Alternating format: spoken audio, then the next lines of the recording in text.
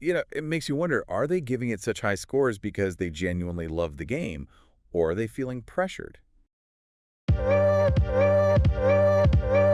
All right, welcome back, everybody, to another deep dive. You guys know the drill. You send us the stuff you're curious about. We dig in and try to make sense of it all. And sometimes we end up with more questions than answers. That's definitely true today. We've got a stack of reviews for Dragon Age, the Veilguard, and let me tell you, opinions are all over the place. Sounds like the perfect recipe for a deep dive. Couldn't agree more. So we're looking at reviews from some of the bigger gaming sites, a few smaller ones, and of course, got to check the buzz on social media. The big question is, does the Veilguard live up to the hype, or should we be a little wary? All right, let's get into it. So starting with the positive, the reviews are absolutely gushing about the atmosphere.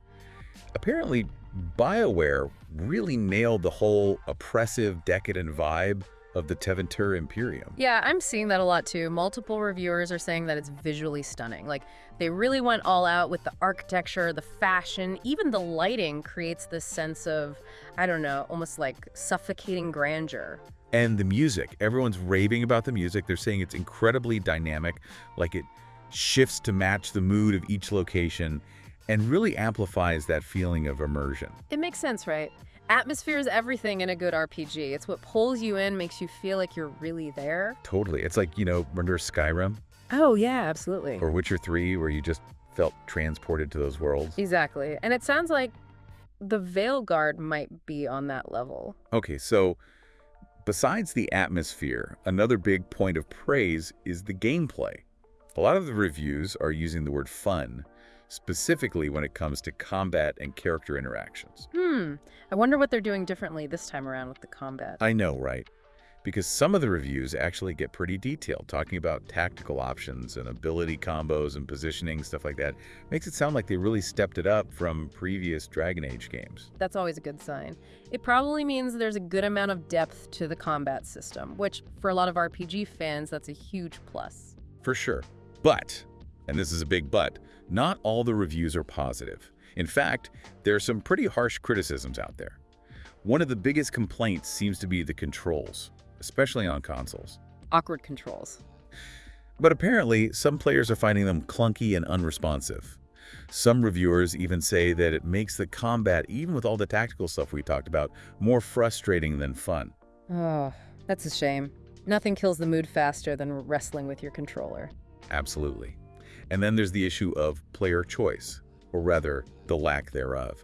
Some reviewers are saying that your decisions, even the big ones, don't really seem to impact the story in a meaningful way. Oh, come on. That's a staple of the Dragon Age series. Your choices should matter. Right. I mean, that's what we love about RPGs.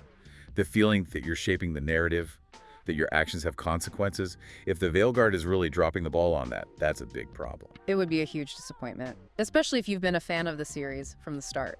Okay, and then just to add another layer of intrigue to all of this, there's a whole online debate happening about the review scores.